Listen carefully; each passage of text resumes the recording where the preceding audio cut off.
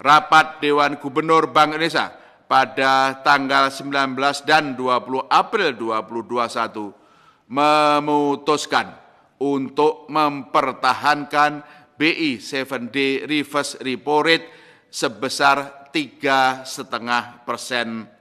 dan juga mempertahankan suku bunga deposit facility sebesar 2,75% dan suku bunga lending facility tetap sebesar 4,25%.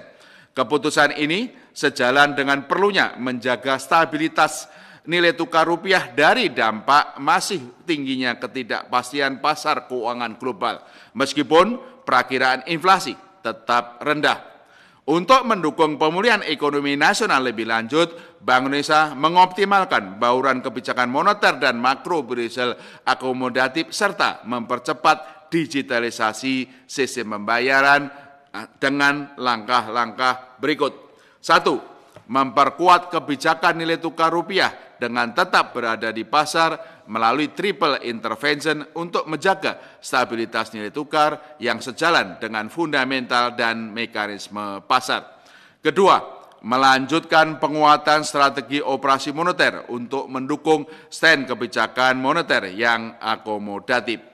Yang ketiga, meningkatkan penggunaan instrumen sukuk Bank Indonesia atau SUKBI pada tenor 1 minggu sampai dengan 12 bulan dalam rangka memperkuat operasi moneter syariah yang telah diberlakukan sejak 16 April 2021. Keempat, melanjutkan kebijakan makro prudential akomodatif dengan mempertahankan counter cyclical buffer sebesar 0%, rasio penyangga likuiditas makro prudential sebesar 6% dan dengan fleksibilitas repo sebesar 6%, serta rasio penyangga likuiditas makro prudential syariah sebesar 4,5% dengan fleksibilitas repo sebesar 4,5%. Kelima, memperkuat transparansi suku bunga dasar kredit SBDK perbankan yang secara lebih rinci, yang tadi pokok-pokoknya saya sampaikan dan secara rinci itu ada di lampiran siaran pers ini,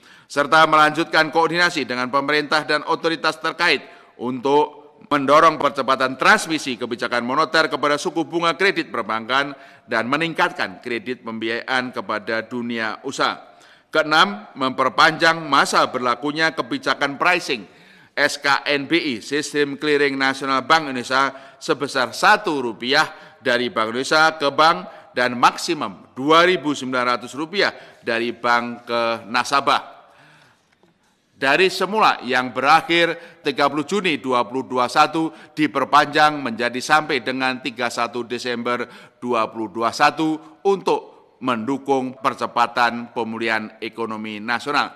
Ketujuh, memperkuat kebijakan QR Indonesian Standard untuk mendorong akselerasi digitalisasi ekonomi dan keuangan yang inklusif dan efisien melalui peningkatan limit transaksi QR Indonesian Standard dari semula 2 juta menjadi 5 juta berlaku sejak 1 Mei 2021. Penurunan tarif MDR QR Indonesian Standard untuk merchant kategori Badan Layanan Umum BLU dan Public Service Obligation dari semula 0,7% menjadi 0,4% berlaku sejak 1 Juni 2021. 8. Memastikan keamanan, keandalan, kelancaran, dan ketersediaan layanan sistem pembayaran dan pengelolaan uang rupiah dalam menghadapi Hari Raya Idul Fitri 1442 Hijriah. 9. Memfasilitasi penyelenggaraan promosi perdagangan dan investasi serta sosialisasi penggunaan local currency settlement bekerjasama dengan instansi terkait. Pada April dan Mei 2021 ini akan diselenggarakan promosi investasi dan perdagangan di Jepang, Singapura, Amerika Serikat, Tiongkok, Perancis, dan Inggris. Langkah-langkah Bank Indonesia tersebut khususnya pada butir 4, 5, 7, dan 9 merupakan bagian dari komitmen kami di Bank Indonesia sebagai tindak lanjut sinergi kebijakan Komite Stabilitas Sistem Keuangan yang telah diumumkan 1 Februari 2021 yang lalu.